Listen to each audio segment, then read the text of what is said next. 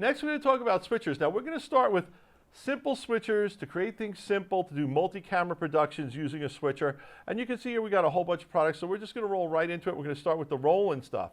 We have 3 Roland switchers we want to talk to you about today. The V02 HD is basically a 2-channel switcher, very affordable if you just have an A camera and a B camera. The V1 HD is a 4-channel switcher, and either one of those can be paired with either of the 2 cellular bonded encoders we talked to earlier, the LiveView Solo or the Videoguys, to let you deliver from whatever field you're on using cellular bonded technology. Also, they have a bigger unit, the VR4 HD. It's got 6 inputs and 4 channels. What I really like about that unit is that it can also stream, but you need a laptop. You plug it into your laptop, and then your laptop sees it as if it were a webcam to service, send it out to any streaming production you want to use. So that's on the Roland switchers. Next, I want to talk about this little baby, and we've done a few shows on it. I must just show it because it's so small. It's the YoloLiv YOLO box. It's $1,099.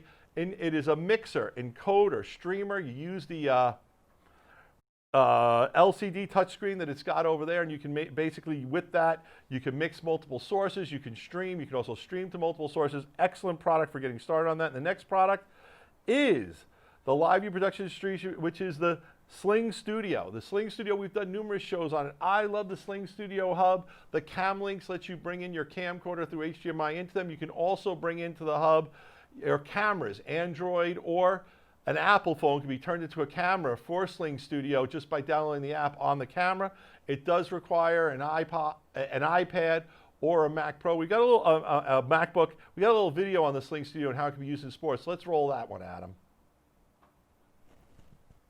So you can tap a video source to move it into preview, or you can drag it into preview. A couple of ways to get the preview to go into program is you can tap the preview to program button, or you can double tap any of your video sources, or you can drag the video source directly into program.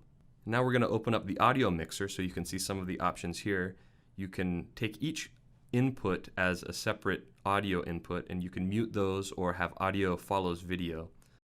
You can have up to 10 video sources, but only 4 that are active on that left screen. So you can see here that we have the 4 cameras, and if I want to replace them, I can drag over a video or another camera, and it'll just replace it in that left pane.